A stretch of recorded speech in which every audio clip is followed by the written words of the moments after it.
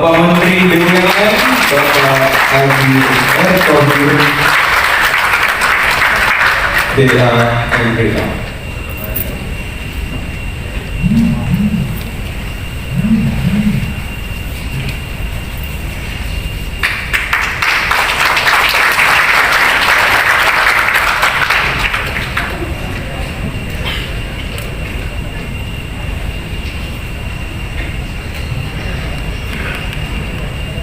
Pada hari ini, Senin tanggal 10 Januari tahun 2022, berdasarkan surat keputusan Pengurus Pusat Pemuda Katolik nomor 12 Kongres 16 tanggal 10 Januari 2022 tentang pelantikan Pengurus Pusat Pemuda Katolik oleh Konferensi Wali Gereja Indonesia.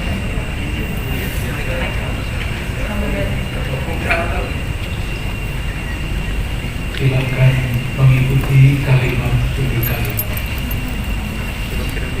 Demi Tuhan yang Maha Kuasa, saya bersumpah dan berjanji bahwa saya akan memenuhi tugas dan kewajiban saya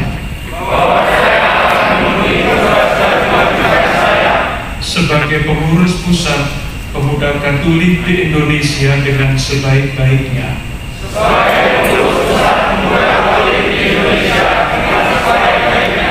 Sesuai dengan anggaran dasar dan anggaran rumah tangga. Dan peraturan organisasi Pemuda Katolik. Dengan berpedoman pada Pancasila. Dan Undang-Undang Dasar Negara Republik Indonesia tahun 1945.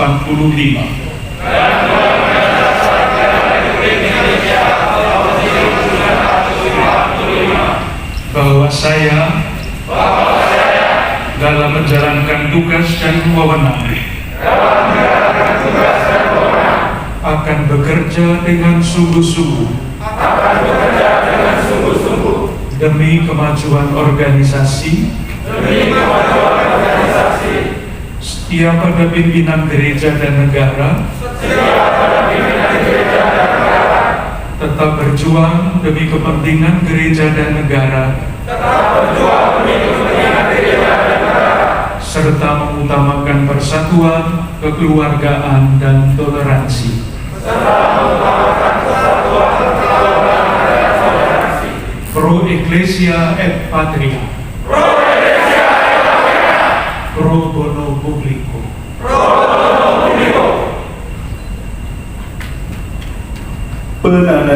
Penandatanganan berita acara.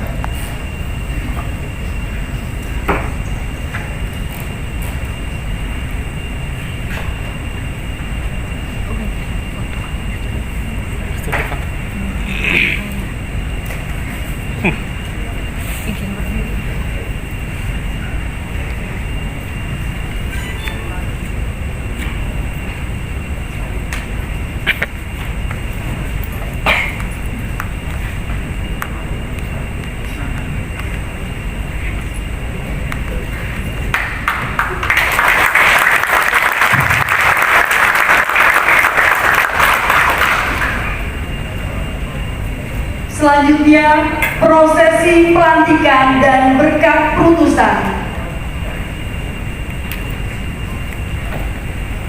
Untuk para pengurus agar tetap di tempat.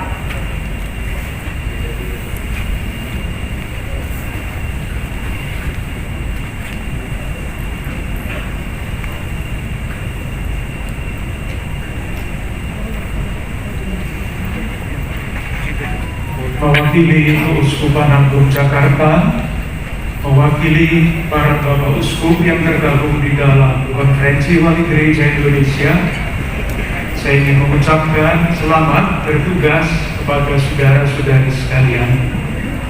Dan kita percaya bahwa Tuhan yang memberikan tugas dan tanggung jawab akan menyertai saudara-saudara sekalian di dalam melaksanakan tugas itu. Semoga di dalam bekerja sama, saudara-saudara sekalian tetap terus bergandengan tangan dengan siapapun yang berkehendak baik dan menjalankan tugas-tugas yang dipercayakan kepada saudara-saudara sekalian.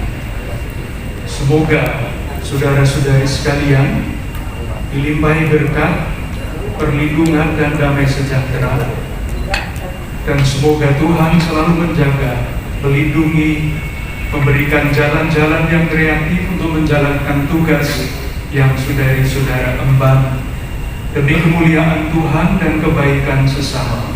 Dalam nama Bapa dan Putra dan Roh Kudus. Amin.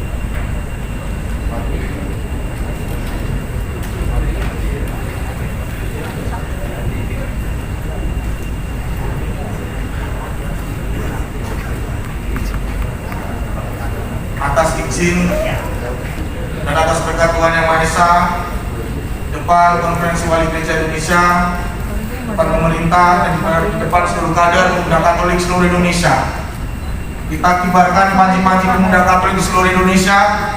Pro Ecclesia Patria!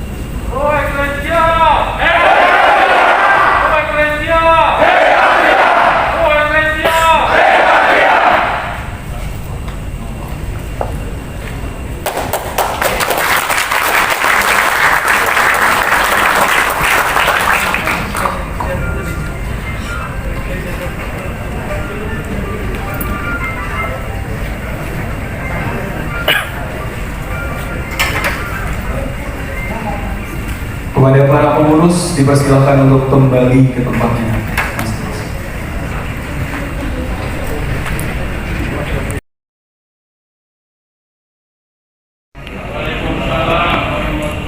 Sambutlah salam perjuangan kita, Pro Ecclesia. Di depan Pak Erik kok lembek dulu. Sebelah sana, Pro Ecclesia. Pro Ecclesia. Itu lawan intoleransi, kita harus gitu. Pro Ecclesia. Yang saya hormati Bapak Erick Thohir, Menteri Negara BUMN. Tepuk tangan tangan untuk beliau. Para kader ini rindu Pak melihat Pak Erik. Biasanya melihatnya dari televisi, prestasi sejak di Inter Milan. Mengelola apapun jadi, mengelola BUMN dalam strategi pemulihan ekonomi nasional. Beliau juga hari ini sedang dalam prestasi yang luar biasa. Tercatat keuntungan BUMN 61 triliun di tahun 2021. Dari 13 triliun menjadi 61 triliun, 4 kali lipat keuntungan BUMN. Tepuk tangan dulu. Teman-teman kader kalau ngambil ATM saldonya habis, lihat foto Pak Menteri masih tak semangat mencari rezeki.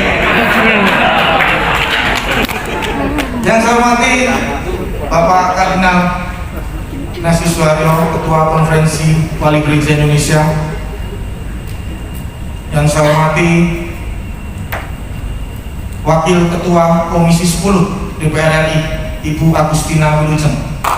Senior saya, mentor saya, pernah satu dapil, beliau lolos, saya nyerah. Tahun depan. Yang saya hormati PLT Dirjen Kementerian Agama, senior saya Mas Toto, tepuk tangan. Kita dilantik ada satu pejabat baru di KPI, Sekretaris Eksekutif Komisi Kawal, Romo Hans. Ternyata sekjen saya umat beliau, bendahara umum saya ternyata umat beliau juga. Tapi saya jamin tidak ada lobby-lobby apapun. Para pimpinan lembaga negara, para tokoh, para senior hari ini hadir juga. Dari Ombudsman Republik Indonesia senior kita, Bapak Robertus Tendi Jawen. Mohon maaf saya sebutkan satu persatu karena ini lagi acara silaturahmi yang luar biasa, supaya kekuatan yang ngumpul, semangat yang ngumpul. Yang baru dilantik ada Komisioner Nasional Disabilitas Kakanda Ignas Tarikan Simer.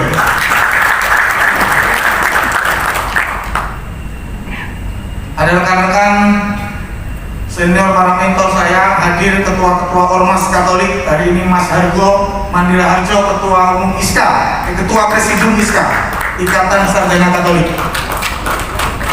Jadi pemuda Katolik tahun 45 Pak Menteri dulunya, ISKA tahun 63 ya Mas Harjo ya. Masih senior muda Katolik.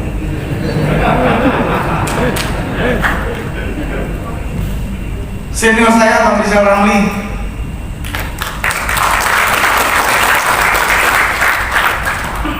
Ketua Presidium Pengurus Pusat Perhimpunan Mahasiswa Katolik Republik Indonesia yang saya cintai, Saudara Benedictus Papa, terima kasih kehadirannya. Dari BKRI, ibu-ibu BKRI, terima kasih. Kami anak-anakmu yang akan selalu kembali lagi pada ibu. Ketua Umum Fox Point, Pak Andoyo, terima kasih. Yang saya hormati para senior, para tokoh tamu undangan, lalu para ormas, ketua pimpinan-pimpinan ormas yang hadir pada sore hari ini, rekan dari GP Ansor, tadi Gus Menteri sampai jam 3 masih menyatakan hadir karena beliau masih ratas. Semoga masih bisa bergabung dengan kami. Terima kasih teman-teman dari Ansor, dari Gamki, terima kasih. Saya lihat Pak Ketua Umumnya, Pak William Bandik, entah maaf Pak, karena tempatnya terbatas jadi harus di urutan ketiga. Tetapi saya tahu Bapak sedang bersama dengan sesama partai. Bapak Agustinus tamu Bapak, mantan Ketua Umum Pemuda Katolik. Sama-sama Partai Demokrat. Memang politisi serba di sini aja gitu ya.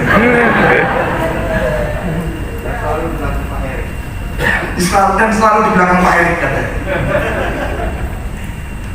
Saya juga mengucapkan selamat datang, terima kasih untuk senior-senior di ada Mas Ananta Wahana dari fraksi PDI Perjuangan, para kader pengurus Pomda Pemcap yang hadir secara online. Selamat sore, puji syukur pada Tuhan Yang Maha Esa karena kita bisa berkumpul di tempat ini. masih dalam suasana pandemi, tetapi kita tadi juga menjalankan protokol kesehatan yang ketat. Semua yang dari daerah wajib antigen, bahkan yang tinggal di hotel ini harus di antigen terlebih dahulu sebelum memasuki ruangan. Jadi kami jamin bahwa kami sudah memaksimalkan berusaha untuk melaksanakan protokol kesehatan. Bapak Kadina, para tamu undangan, rekan-rekan sekalian, kita tahu bersama bangsa kita masih belum keluar dari situasi pandemi. 2 tahun yang lalu kita sangat ingat sekali pada saat pemerintah menerapkan PSBB, semua aspek bidang masyarakat terdampak. Yang paling kena, paling muncul, paling kita rasakan yaitu ekonomi. Kita tahu sendiri, kita sempat pernah turun pertumbuhan ekonomi kita sampai angka 3% karena akibat pandemi. Lalu kita juga berupaya sebagai sebuah organisasi kemasyarakatan bersama-sama dengan stakeholder, bekerja sama dengan pemerintah. Karena ingat, Pemuda Katolik ini dari awalnya adalah bertugas untuk mengabdi pada gereja dan negara. Kita bersama-sama melaksanakan yang namanya Gerakan Angkat Satu Saudara.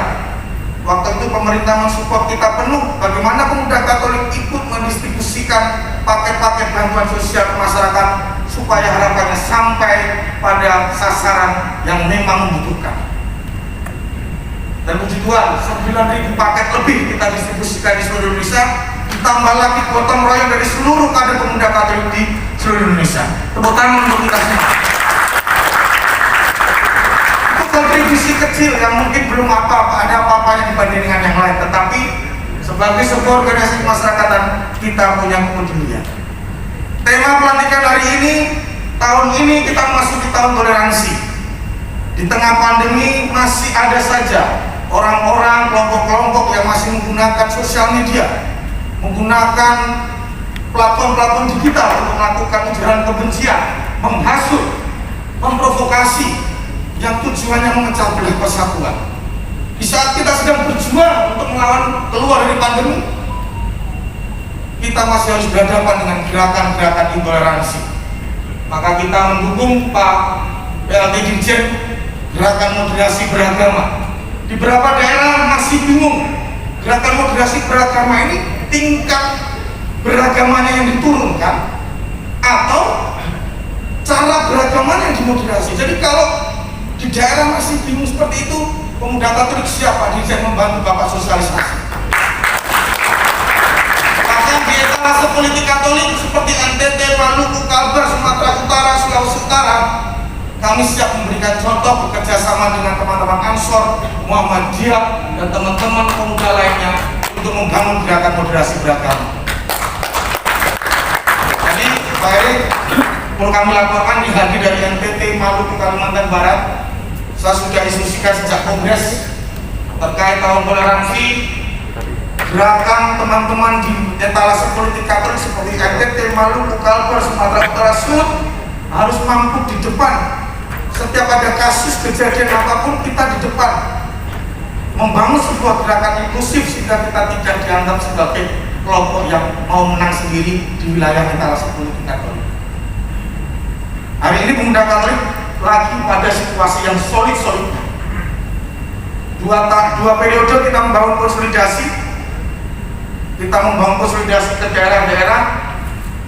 Puji Tuhan, dengan model visitasi ke daerah seperti Pak Jokowi dan Pak Erik yang sering berusukan ke pasar, langsung ke BUMN sidak, kita bisa belanja persoalan, kita bisa belanja SDM, dan ternyata potensi kader Pemuda Katolik sangat luar biasa, dan kita sudah memetakannya dalam 7 klaster kader yang nanti pada saat Rakernas kita akan buat workshop sehingga kader-kader jelas.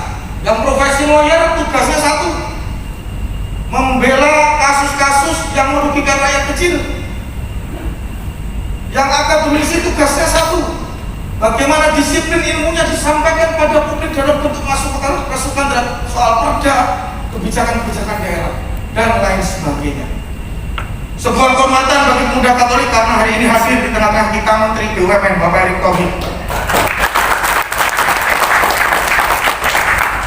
saya sebelum sambutan serius meriset apa program Kementerian BUMN. Ada 5, minta maaf Pak kalau salah Pak. Pertama, meningkatkan nilai ekonomi dan dampak sosial, terutama di bidang ketahanan pangan, energi, dan kesehatan.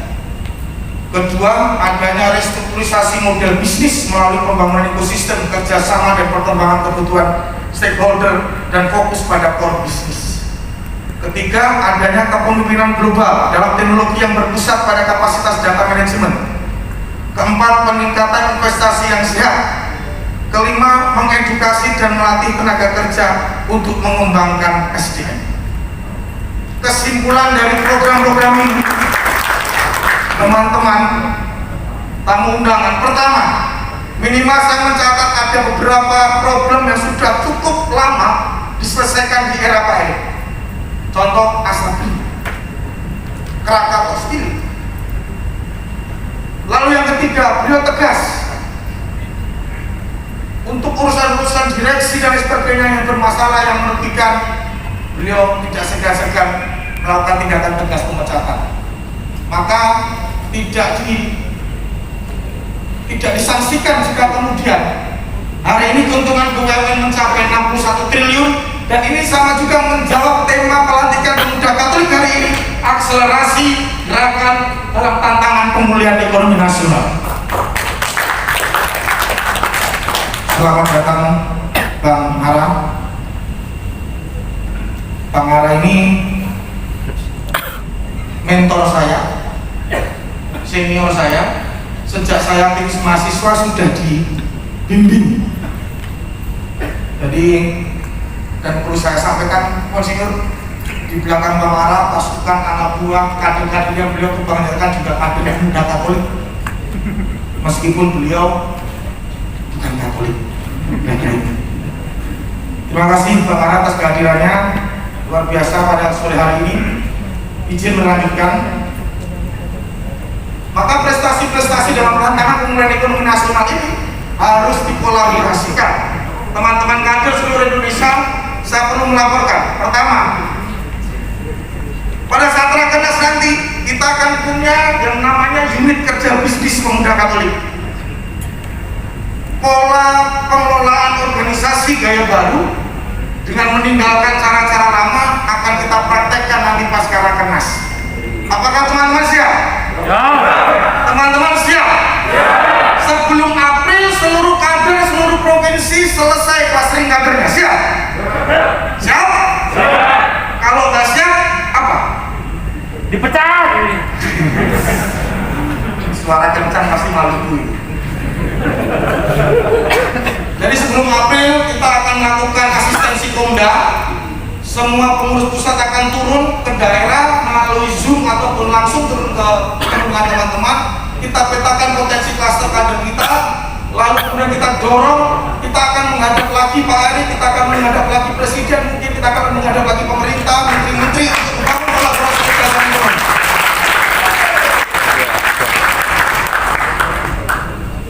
Rekan-rekan sekalian, Bapak Kardinal, para tamu undangan yang saya hormati, terakhir yang ingin kami sampaikan,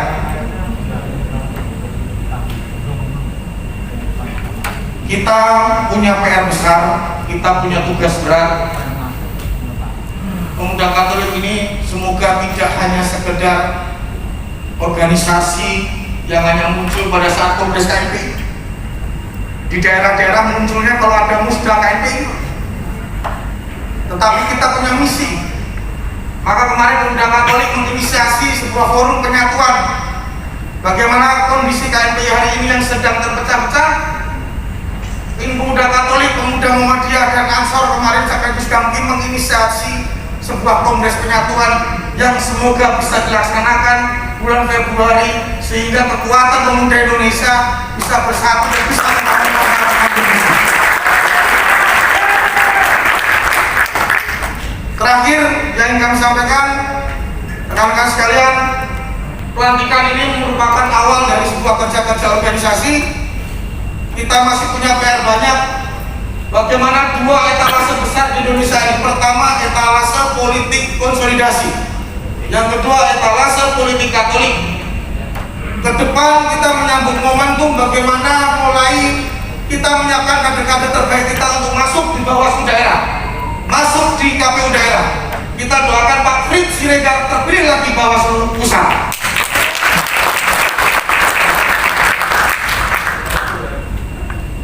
Jadi kalau Pak Fritz terpilih, ingat Pak, doanya kader pemuda Katolik.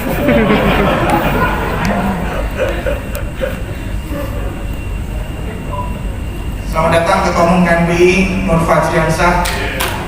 Silakan.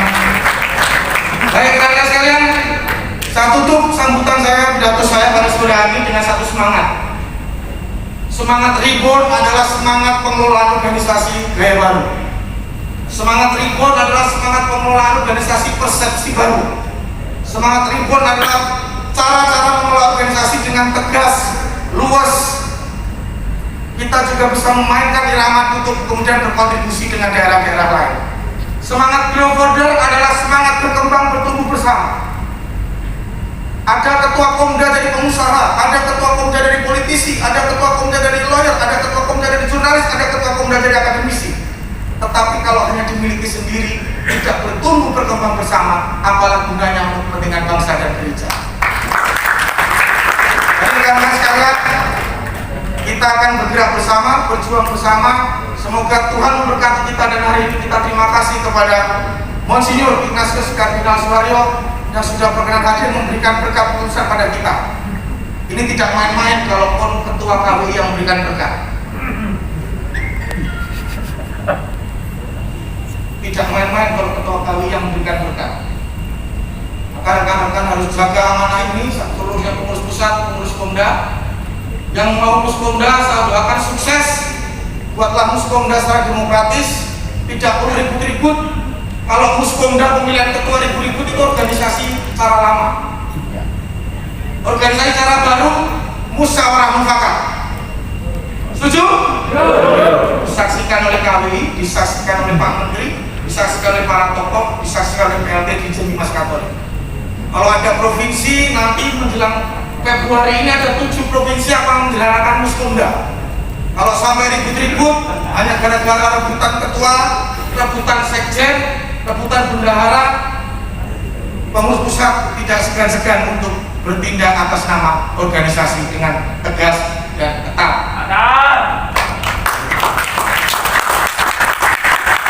Mana Papua Barat? Papua Barat? Siap hadir. Nah, Pak Lu siap. Pengalaman ribut-ribut di DPRD misalkan jangan dibawa. Sebagai ketua DPP partai saya nggak mau sebutkan, tapi pasti saudara-saudara hafal lagu Mas. Tolong Papua Barat, Muskomda terdekat, saya tidak mau ada ribut-ribut.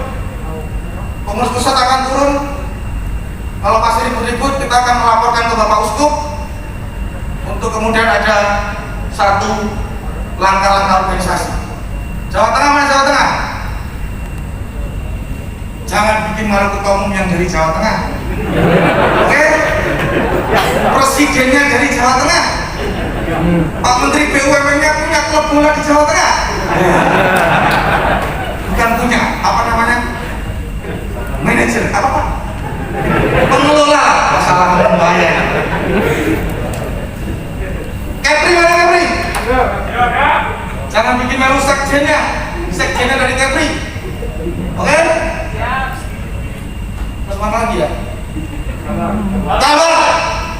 Ini saya nggak mau kasih masukan karena senior.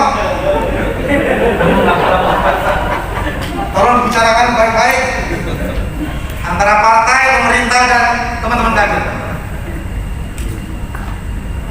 Terus kemudian Jawa Timur, Jawa Timur. Jawa Timur? Nah, ini senior semua nih. Saya sengaja buat acara tanggal 10 supaya teman-teman Jawa Timur habis acara partai bersih-bersih kali datang pelantikan. Pakai tiket dinas, ya kan? Ya. Terima kasih. Saya tutup. Mohon maaf kalau ada yang kurang berkenan. Kita berjuang bersama, kita bergerak bersama, kita wujudkan organisasi ini sesuai cita-cita kita. Proyek Malaysia. Ini saya ulang lagi sebelah sana. Proyek Malaysia. Sambil berdiri berkata, Proyek Malaysia.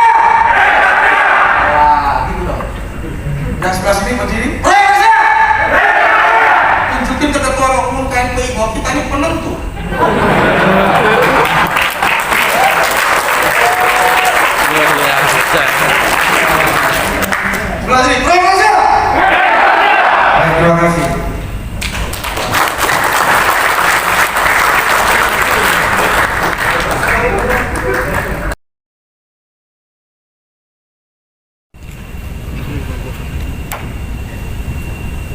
Izin Pak Kardinal setel video dulu supaya paparannya singkat.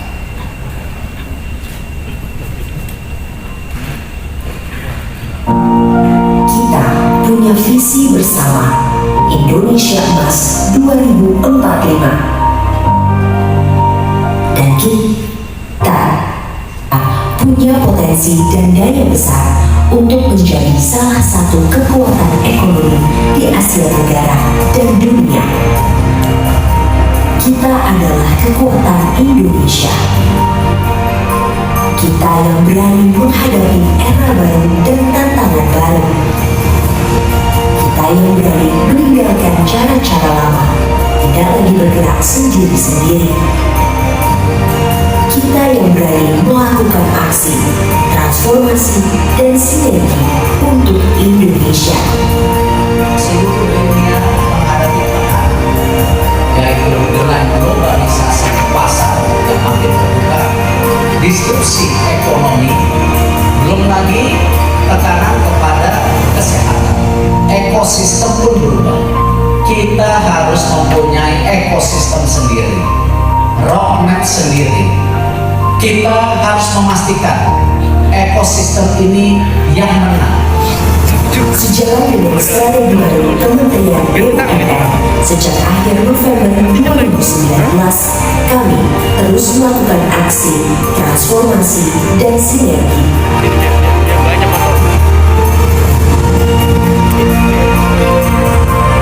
Memberi dampak ekonomi dan sosial.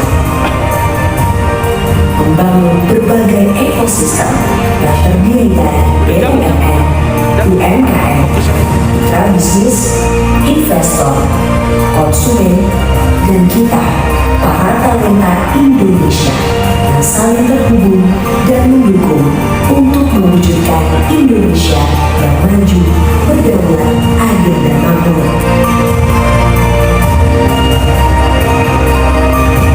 Ekosistem yang membangun sumber daya manusia serta penguasaan ilmu pengetahuan dan teknologi.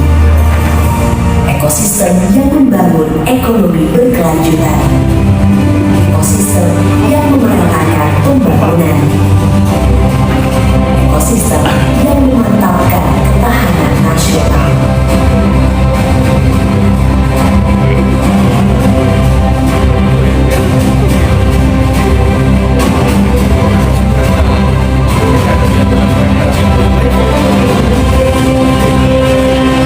Dan tata kelola kepemerintahan.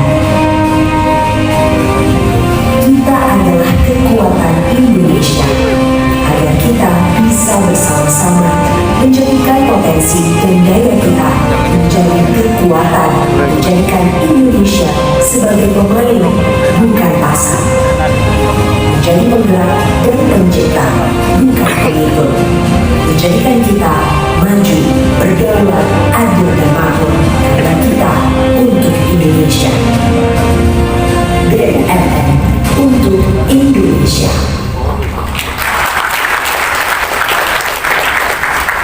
Assalamualaikum warahmatullahi wabarakatuh. Salam sejahtera untuk kita semua. Shalom, Om Swastiastu, Namo Buddhaya, salam kebajikan. Yang terhormat Bapak Kardinal yang hadir hari ini, terima kasih. Dan tentu yang terhormat Gusma dan seluruh jajaran yang baru saja dilantik, terima kasih atas undangannya. Ada senior saya Pak Riza Ramli yang biasanya Pak Arad tiap bulan kita berdebat, tapi debatannya kasih solusi. Dan tentu Pak Arad dan para tokoh masyarakat, sahabat saya juga, Mbak, apa kabar? Dan tentu adik-adik, para pemuda yang hadir hari ini. Tadi Pak Kardinal bicara kalau mengenai watak kita sudah luar biasa, toleransi agama luar biasa, dan itu memang yang wajib penting dipertahankan. Tetapi kalau kita bicara ekonomi, kita masih belum masuk 10 besar. Padahal kalau kita lihat posisi kita Indonesia ini sangat strategis. Tidak hanya marketnya yang besar, sumber daya alamnya yang besar, dan juga kita punya kekuatan kultur gotong royong yang sangat luar biasa. Tahun 2045 kita diprediksi masuk nomor 4 ekonomi dunia. Tentu hal ini adalah hal yang sangat positif. Tapi ini baru cita-cita. Tadi ada saudari kita Tina. Ya, ayo maju ke sini. Kita ngobrol sedikit.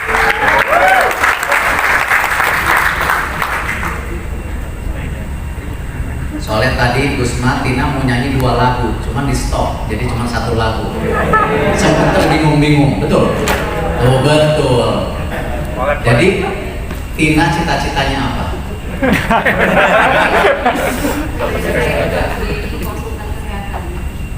Cita-cita jadi konsultan kesehatan sekarang?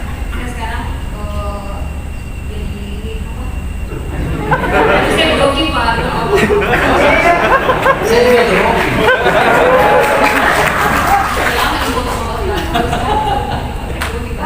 Jadi saya Pak baru selesaikan S2 promosi kesehatan saya di bidang perempuan dan anak. Saya lebih menyuarakan kekerasan pada perempuan, sekarang lebih aktif, terus lebih fokus juga di stunting. Saya sering ditugaskan oleh senior saya Mbak Gusma untuk ke daerah-daerah membahas stunting, memberikan seminar-seminar ke masyarakat pedalaman. Cita-citanya sudah tercapai atau belum? Belum. Cita-citanya sudah tercapai belum? Belum tercapai. Tapi untuk mendapatkan cita-cita harus ngapain? Harus kerja keras. Terima kasih. Ya. Tadi Tina bicara apa? Sama. 2045 Indonesia secara ekonomi nomor 4 terbesar di dunia itu baru cita-cita. Cita-cita yang belum tentu terjadi kalau tadi Tina bilang tidak kerja keras. Sedangkan kalau kita lihat kondisi hari ini, kita ini adalah negara yang memiliki kesukuan, bahasa, pulau terbesar di dunia. Artinya apa? Ini adalah juga salah satu faktor kita gampang terpecah belah kalau kita yang sendirinya tidak saling menjaga. Padahal Tuhan Allah Subhanahu wa Ta'ala sudah memberikan justru perbedaan kita ini yang menjadi kekuatan bangsa kita.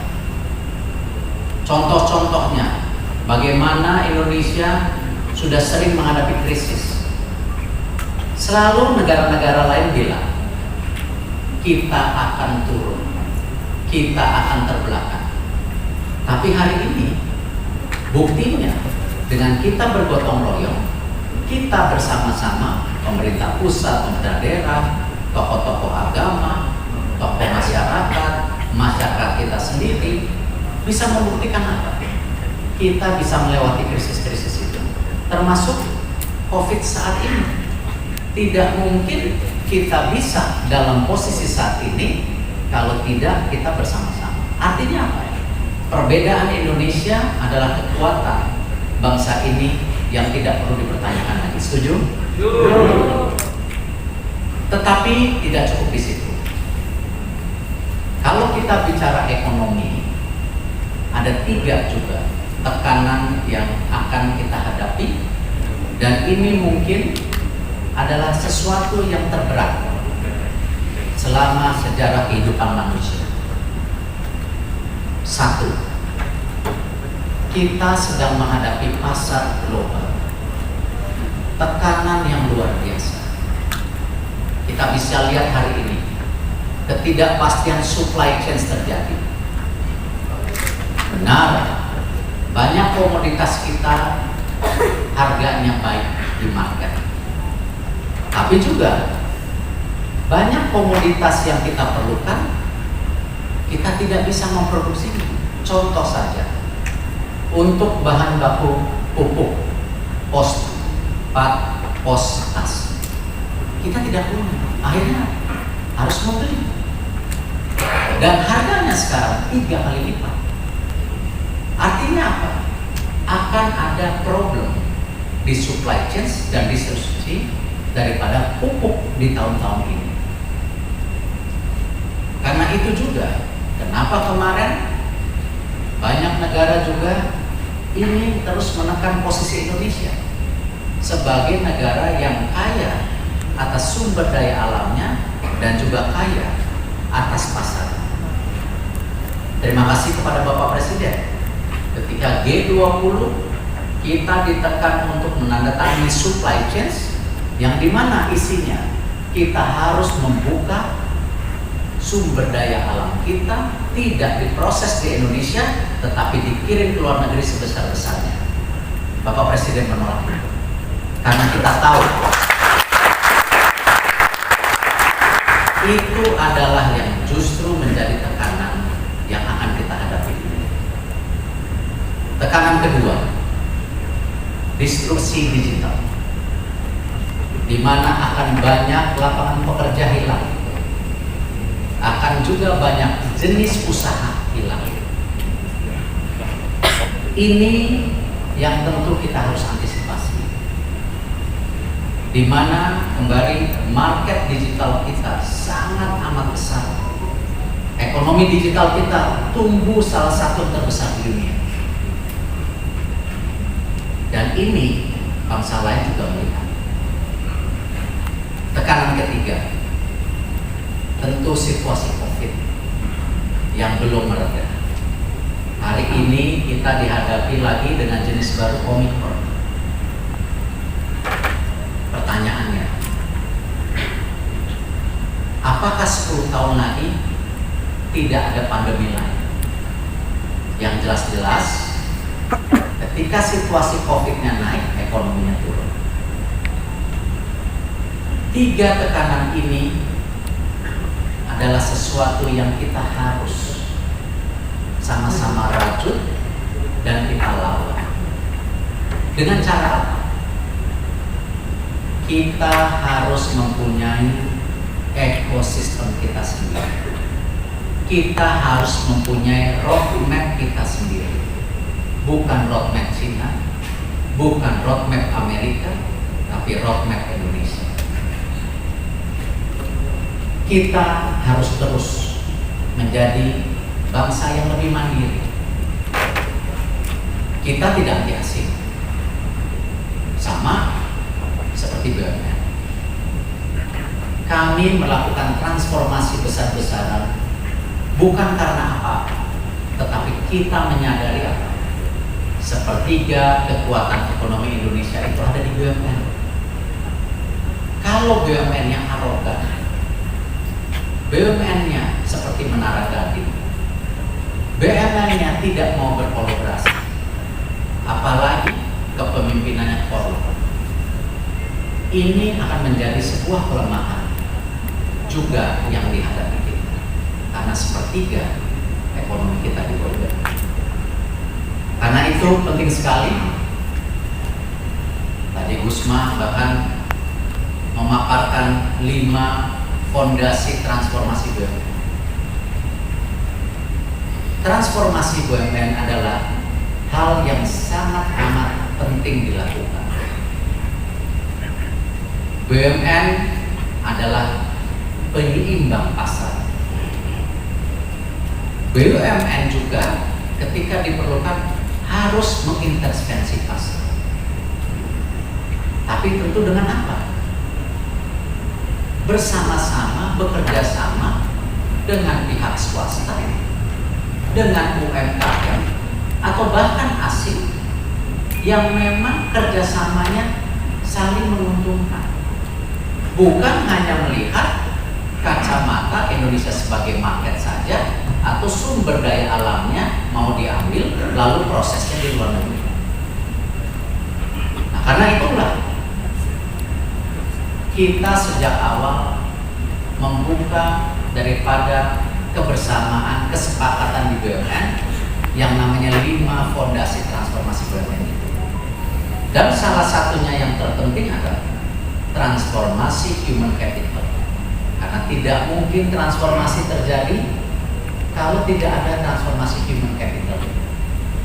Tadi saya senang Gusma bicara mengenai kultur dan tentu capability yang ada di kekuatan para pemuda yang hadir hari ini. Karena apa? Pemuda adalah masa depan bangsa ini. Tuhan Allah Subhanahu wa Ta'ala tidak memberikan kita umur ratusan tahun. Benar, kita diberikan pendidikan, kemampuan berpikir yang luar biasa, bahkan mencipta. Tetapi umur ada batasnya.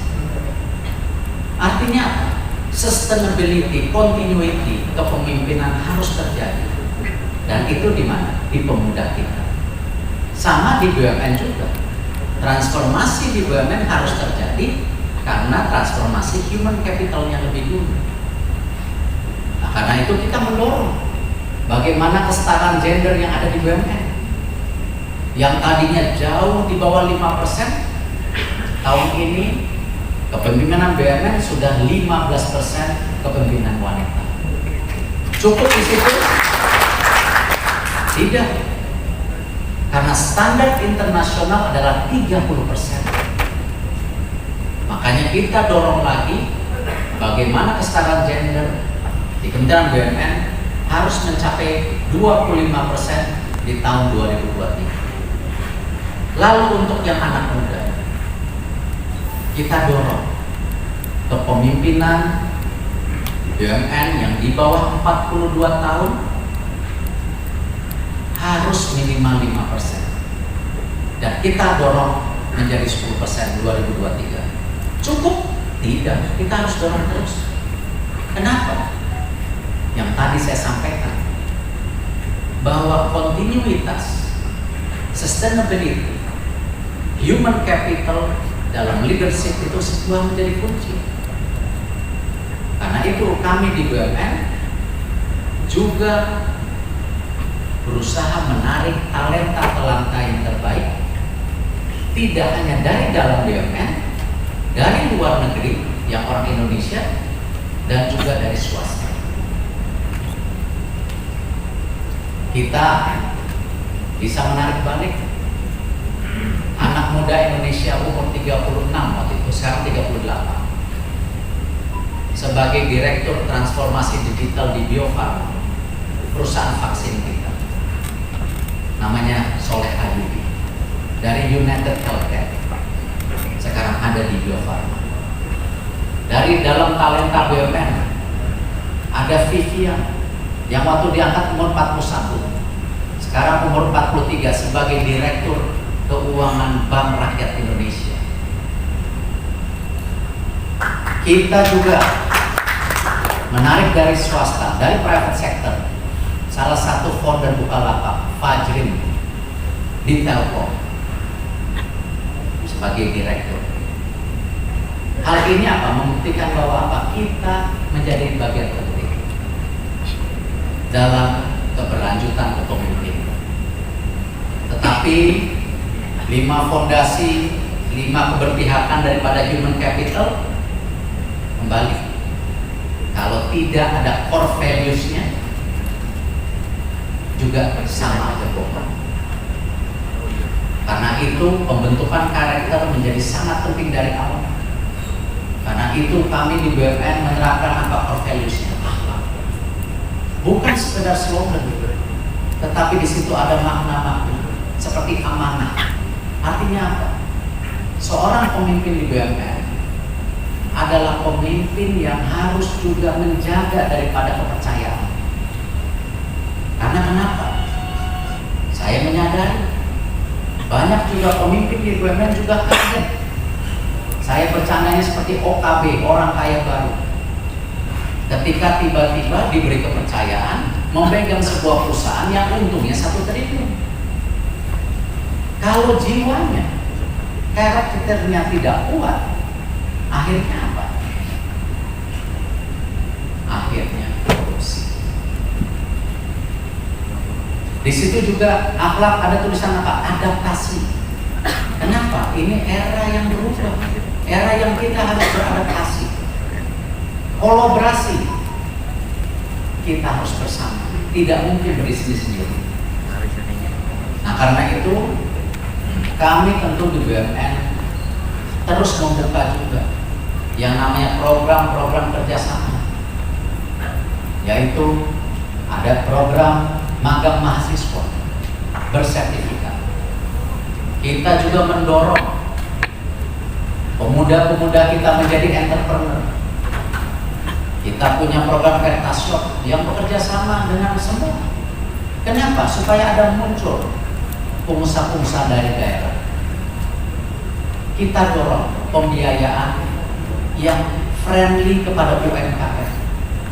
Karena apa? Kita benchmarking dengan Malaysia, dengan Thailand.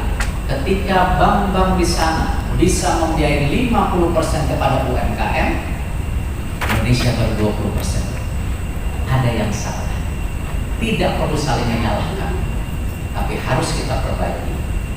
Nah, karena itu Bapak Presiden juga mendorong harus 2024 30%. Kita dorong keberpihakan itu. Dan tentu tidak lain salah satunya ya BUMN itu sendiri. Alhamdulillah, kerja keras kita pun pasti harus ada hasilnya. Banyak kekurangan, sempurna milik Tuhan.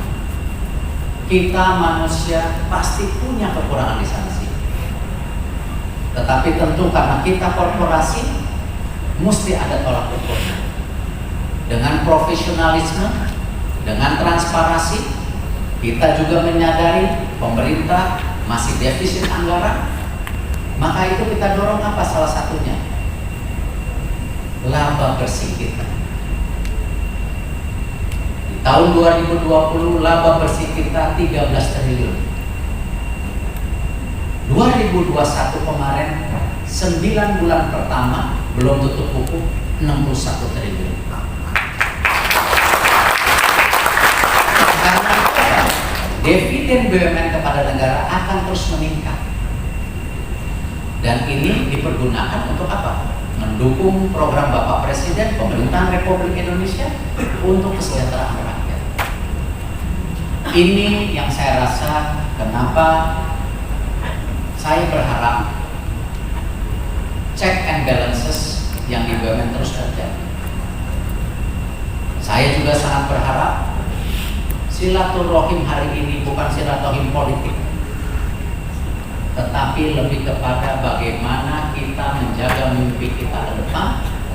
Kita bekerja keras bersama-sama, karena tadi di tahun 2045 data-data semua mendukung kita akan masuk 4 besar ekonomi dunia.